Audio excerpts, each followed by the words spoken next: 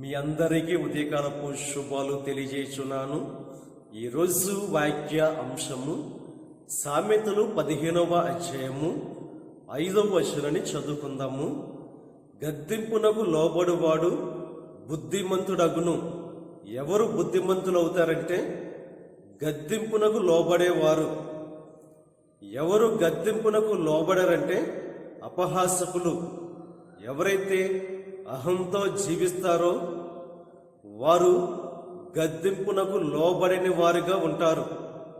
ఎవరిలైతే వినయం మనసు ఉంటుందో వారు గద్దింపునకు లోబడి బుద్ధిమంతులుగా మారే ఆ పరిస్థితి అనేది ఉంటుంది. దేవుని యొక్క వాక్యం స్పష్టంగా తెలియజేస్తుంది. శిక్షను ఉపేక్షించు వానికి అవమాన దారిద్ర్యతలు ప్రాప్తించును. గద్దింపును లక్ష్య పెట్టువాడు ఘనత నొందును.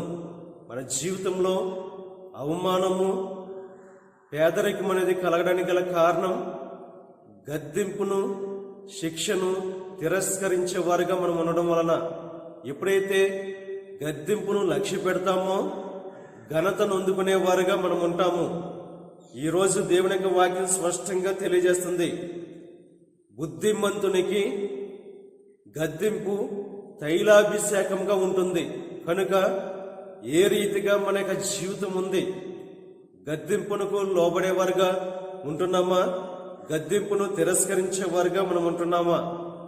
ఎవరైతే దేవుని యొక్క ఉపదేశాన్ని అంగీకరించి దేవుని వైపు తిరుగుతారో వారి మీద దేవుని యొక్క ఆత్మ కుమ్మరింపబడుతుంది. కనుక ఈరోజు దేవుని యొక్క వాక్యాన్ని, దేవుని యొక్క శిక్షను, దేవుని యొక్క గద్దింపును అంగీకరించి లోబడి ఎప్పుడైతే దేవుని వైపు తిరుగుతామో దేవుని యొక్క ఆత్మను పొందుకుంటాం.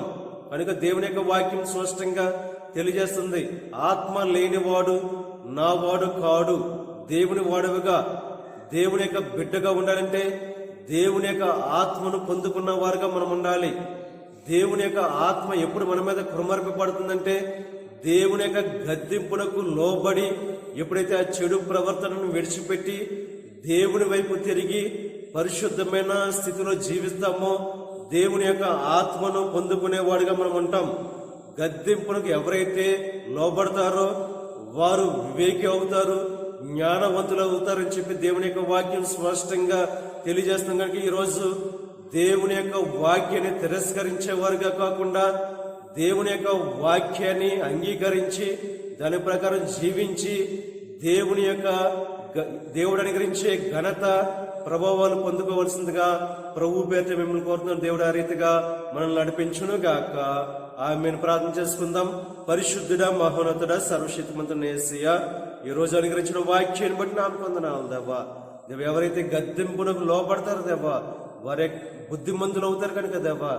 బుద్ధి కలిగిన వాడే నీకు ఇష్టడు కనుక దేవా. అటువంటి దేవ మనసు ప్రతి ఒక్క బిడ్డకు కలుగు చేయండి. ఈరోజు చేయించున్న ప్రతి పనిలోని సహాయం అనుగ్రహించండి దేవా. వారికి కష్టాల నుంచి దేవా, వారికి వ్యాధుల నుంచి విడుదల కలిగి చేయండి దేవా. అనారోగ్యం ఉన్న బిడ్డలతో స్వస్థపరచండి దేవా. ఎవరైతే దేవా ఇబ్బందికరమైన పరిస్థితి ఉన్నారో దేవా వారికి ఇబ్బందుల నుంచి విడుదల కలిగి చేయండి దేవా. ఈ రోజు చేయించున్న ప్రతి పనిలోని సహాయం అనుగ్రహించి ఇక దిన ఆశీర్వాదాలు ప్రతి ఒక్క బిడ్డ మీద మెండు కురుమరం చేయమని మా ప్రభు నేసిన పెట్టుకుంటున్నాం తండ్రి. ఆమేన్.